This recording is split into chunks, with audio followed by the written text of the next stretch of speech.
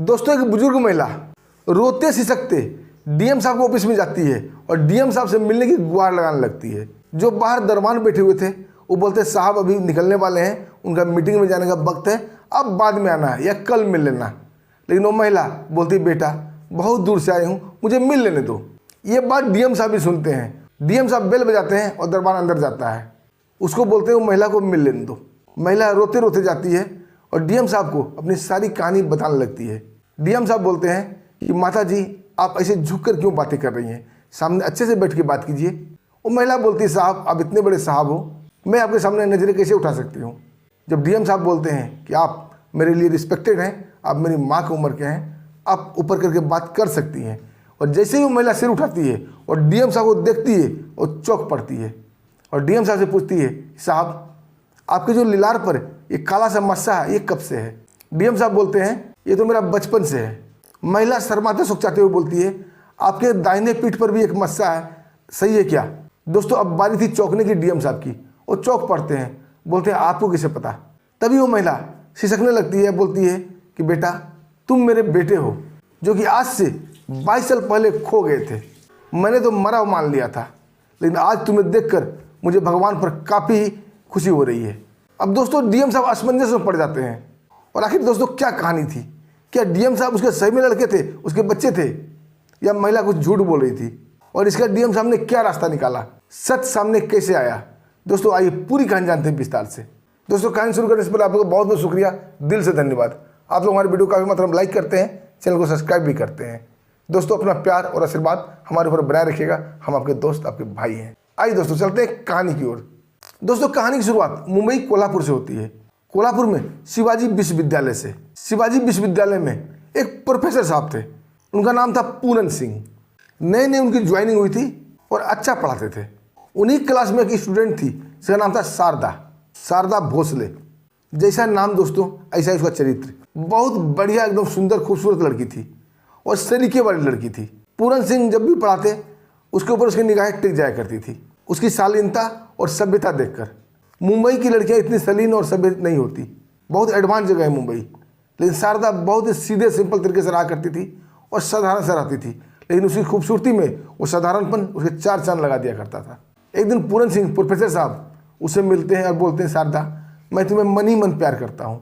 ये सुनकर शारदा सोचा जाती है, शर्मा जाती है और कुछ भी जवाब नहीं देती है और वहाँ से पीछे मुड़ के चली जाती है। दोस्तों कई दिन बीत गए। अब पूरन सिंह जब पढ़ाने आते थे शारदा की नज़रें उनसे टकरा जाया करती थी और शारदा शर्मा जाया करती थी। अब दोस्तों पूरन सिंह हाँ और ना के बीच में झूल रहे थे। वो इससे क्या मतलब निकाले कि शारदा उससे प्यार करती है या नहीं करती है। दोस्तों जब एक सप्ताह बीत जाता है और पूरन सिंह उससे दोबारा मिलते हैं, अब बोलते शारदा तुमने जवाब नहीं दिया। शारदा शर्माते सुखचाते बोलती है कि सर आप मेरे घर वाले से मिलिए, अगर आपको मुझसे प्यार है, मुझसे शादी करनी है तो आप मेरे घर वाले से मिल सकते हैं। और अपना एड्रेस देती है उनको। अब पूरन सिंह शारदा घर वाले से मिलने के लिए चल पड़ते हैं।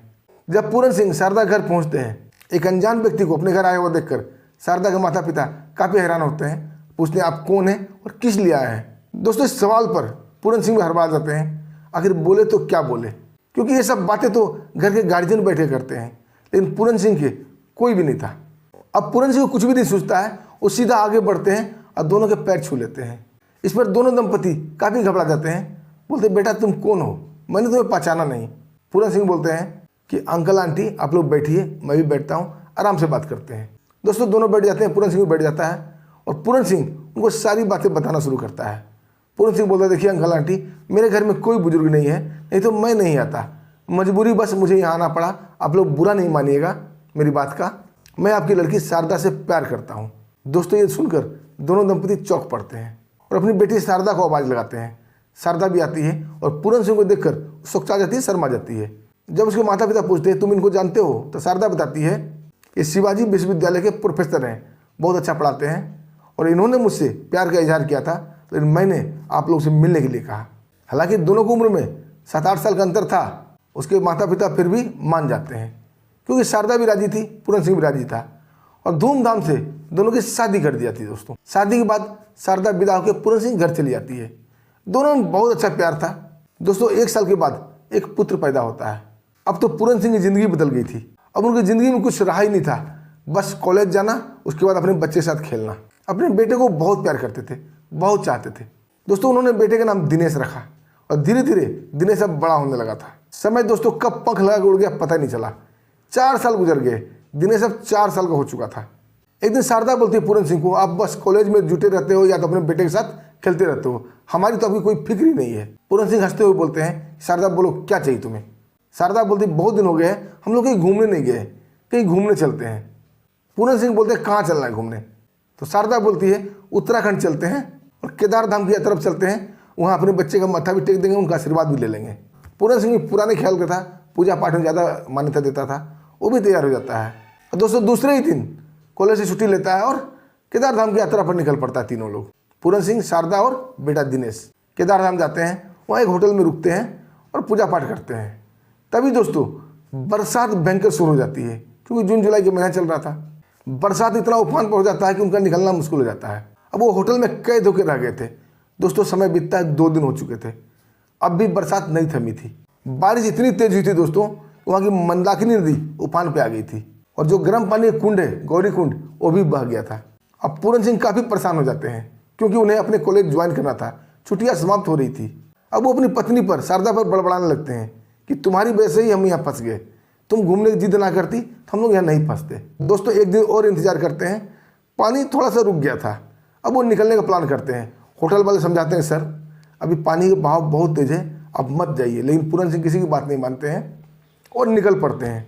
कुछ यात्री और भी जा रहे थे, लेकिन दोस्तों वो बीच में जाके फंस जाते हैं, क्योंकि बीच में एक नदी पड़ती है और बहाव काफ़ी तेज था। वो थोड़ा देर इंतजार करते हैं, कुछ घंटे का इंतजार करते हैं, थोड़ा पानी कम होता है पहाड़ किनारे से, फिर वो वहाँ से पार करने की कोशिश करने लगते हैं। तभी दोस्तों एक तेज बहाव फिर से आता है। अब ये डूबने बहने लगते हैं, चीखने चिल्लाने लगते हैं। तभी दोस्तों मददगार जो टीम वहाँ पर खड़ी थी वो रस्सी फेंक देती है। पूरन सिंह जोर से रस्सी पकड़ लेते हैं और एक हाथ से शारदा को पकड़ लेते हैं और शारदा अपने गोद में दिनेश अपने बेटे को ली हुई थी। अब शाम का वक्त हो चला था दोस्तों और अंधेरा भी होने लगा था। अब वो काफ़ी पछता रहे थे होटल से मैं निकला क्यों। अब बचाव टीम वाले जो थे वो जोर से रस्सी को खींचने लगते हैं और साथ साथ पूरन सिंह, शारदा और दिनेश तीनों खींच रहे थे। लेकिन दोस्तों एकाएक शारदा का पैर पड़ता है एक गड्ढे पर, एक पत्थर से पैर टकराता है और वो गिर पड़ती है। उसके हाथ से दिनेश फिसल जाता है और वो बहने लगता है। अपने सामने अपने बेटे को बहता हुआ दोनों देख कर चीखने चिल्लाने लगते हैं, लेकिन कुछ भी नहीं कर सकते थे, क्योंकि रस्सी छोड़े ये लोग भी बह जाएंगे। अब पूरन सिंह काफ़ी शोर मचाने लगता है, लेकिन अंधेरा हो चुका था और बचाव टीम वाले भी कुछ नहीं कर सकते, वो बच्चा बह जाता है दोस्तों। अब पूरन सिंह पुलिस वाले के पास जाता है। आनंद फानंद से बचाव टीम वाले दल आते हैं, पुलिस वाले आते हैं, सब कुछ आते हैं, गोताखोर आते हैं और बच्चे के ढूंढने का प्रयास किया जाता है, लेकिन बच्चा नहीं मिलता है, न उनकी डेड बॉडी मिलती है। 2 दिन तक काफ़ी प्रयास किया जाता है, लेकिन बच्चा कहीं नहीं मिला उन्हें। अब 2 दिन के बाद रास्ता खुल चुका था, जो इधर के लोग फंसे हुए थे उधर जा सकते थे और उधर के जो लोग फंसे हुए थे इधर आ सकते थे। अब दोस्तों पूरन सिंह बिल्कुल विक्षिप्त हो चुका था और ये सारा दोष वो शारदा को मानता था और पूरे दिन वो शारदा को बोलता रहता था कि तुम्हारे वजह से मेरा बेटा खो गया। अब उसकी हालत दिन पर दिन बिगड़ती जा रही थी और दोस्तों इतना विक्षिप्त हो गया था कि धीरे धीरे वो शराब पीना शुरू कर देता है और धीरे धीरे उसकी आदत इतनी खराब हो जाती है कि वो दिन भर नशे में चूर रहने लगा था। अब वो अपनी प्रोफेसर की नौकरी छोड़ देता है, पढ़ाना लिखाना अब उसकी बस की बात नहीं थी। अब शराब के नशे में चूर हो जाता है। धीरे धीरे उसकी गाड़ी बिक जाती है, वो गाड़ी बेच के शराब पीता है। उसके बाद जब पैसे खत्म हो जाते हैं तो अपना घर भी बेच देता है। जब तो पैसे थे तब तो खूब ऐश किया, शराब पिया। जब पैसे समाप्त हो जाते हैं तो झुग्गी में रहने आ जाता है, गरीब फटेहाल की स्थिति में। अब उसकी शारदा की हालत ऐसे ही हो गई थी। बताइए, एक प्रोफेसर, एक सभ्य आदमी और आगे झुग्गी में रहने के लिए गरीब फटेहाल बन के झुग्गी में रहकर वो अब सस्ती दारू पीने लगा था, कच्ची शराब पीने लगा था और हरकतें भी उसकी वही गरीब झुग्गी वाले बस्ती वाले के साथ ऐसी हो गई थी। अब कोई उसे देख कर ये न कर सकता था कि ये प्रोफेसर पढ़ा लिखा इंसान है और आए दिन दोस्तों शराब पीकर वो शारदा को मारता पीटता रहता था और उसे हमेशा गालियाँ दिया करता था। वो अभी भी अपने बच्चे का गम नहीं भूला था। दोस्तों चुपचाप शारदा सहती रहती थी उसकी बात। एक दिन अगल बगल के लोग बोलते हैं कि तुम पुलिस थाने में जाकर इसका रिपोर्ट दर्ज कराओ, अगर पुलिस वाले इसे धमकाएंगे तो शायद डर जाए, तुम्हें मारपीट करना बंद कर दे। दोस्तों शारदा एक बार चल जाती है कोल्हापुर थाने, पुलिस वाले को सारी बात बताती है। ये सुनकर पुलिस वाले हंसने लगते हैं, क्योंकि पति पत्नी का मामला था, वो क्या इंटरफेयर करते। और इस हंसी मजाक में ही एक पुलिस का हवलदार हंसते हंसते बोलता है कि तुम चले जाओ डीएम साहब के पास। ये बात उसने मजाक में बोला था, जाओ डीएम साहब के पास, डीएम साहब ही तुम्हारा निराकरण करेंगे। उन्हें ये नहीं पता था कि शारदा पढ़ी लिखी लड़की है और डीएम साहब को मतलब समझती है और इसे सच मानकर शारदा पहुंच जाती है डीएम साहब के पास और ये सच मानकर शारदा पहुंच जाती है डीएम साहब के पास। और डीएम साहब के पास जैसे ही पहुंचती है दोस्तों, वो रो रो कर आगे दरबान के पास गुहार लगाने लगती है कि मुझे डीएम साहब से मिलना है। लेकिन दरबान उसे टरकाना चाहता था, देखता कि झुग्गी से आई है, गरीब महिला है, मैली कुचेली वस्त्र पहनी है, ये डीएम साहब से क्या काम हो सकता है। लेकिन वो रोने लगती है कि नहीं, मुझे डीएम साहब से मिलना ही है। ये बात अंदर डीएम साहब भी सुन रहे थे। डीएम साहब का नाम था प्रशांत किशोर। प्रशांत किशोर साहब बेल बजाते हैं, दरबान अंदर जाता है। वो बोलते हैं कि महिला को भेज दो अंदर। महिला जाती है, उनसे बातें बताने लगती है कि हमारा पति हमें दारू पी के मारता पीटता है, आए दिन गाली लेता है, रोज़ मारता है।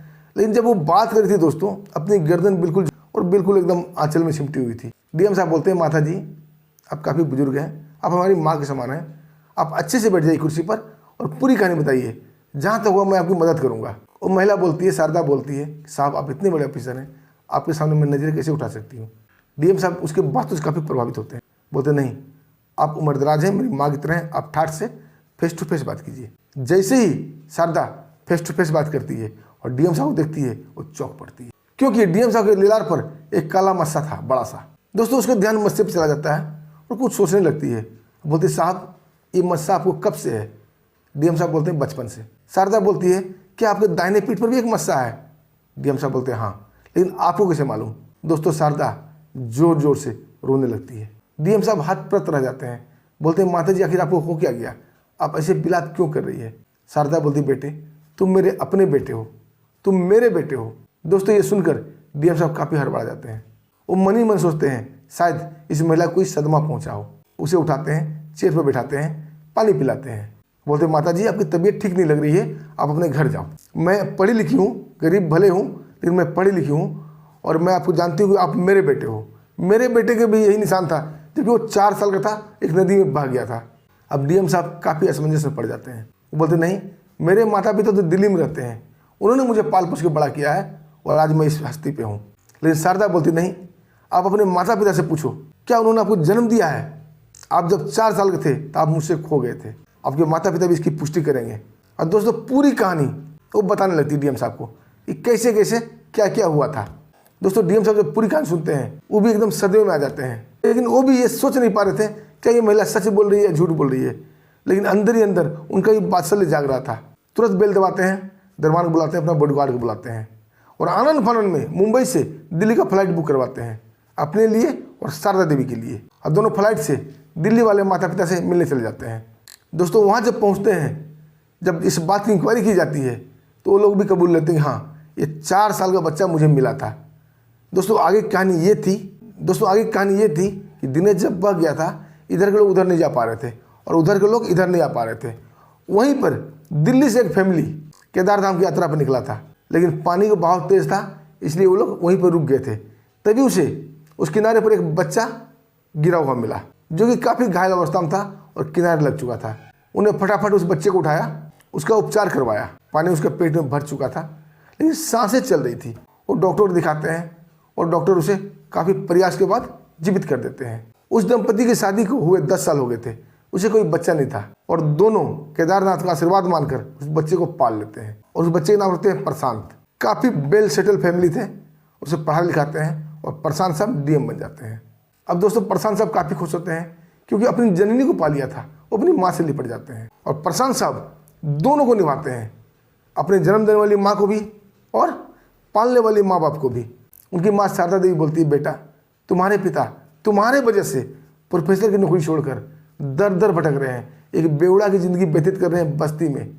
उनकी हालत बद से बदतर हो गई है, चलो एक बार उनसे मिल लो, शायद वो तुम्हें देखकर वो ठीक हो जाएंगे। दोस्तों दूसरे दिन का फ्लाइट लेते हैं प्रशांत साहब, अपनी ड्यूटी पर वापस आते हैं और माँ के साथ उस झुग्गी बस्ती में जाते हैं। जैसे ही शारदा अंदर जाती है, प्रशांत साहब भी अंदर जाते हैं।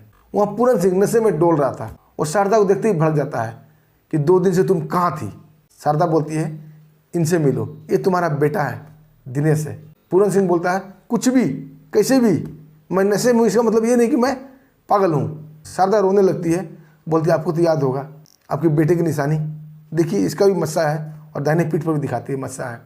धीरे धीरे पूरन सिंह को पूरी कहानी याद आती है और अपने बेटे को गले लगा लेता है और प्रशांत साहब अपने माता पिता को लेकर अपने क्वार्टर आ जाते हैं। उन्हें डॉक्टर से ट्रीटमेंट कराते हैं और धीरे धीरे पूरन सिंह भी पीना छोड़ देता है और प्रशांत साहब भी राजी खुशी अपने माता पिता के साथ रहने लगते हैं। दोस्तों क्या कहना है आपको इस कहानी पर। एक छोटा सा कमेंट जरूर कीजिएगा। अब वीडियो पसंद आई तो वीडियो को लाइक कीजिएगा, चैनल को सब्सक्राइब भी कीजिएगा। दोस्तों फिर मिलते हैं एक शानदार कहानी के साथ, तब तक के लिए मैं आगे दीजिए, नमस्कार, जय हिंद।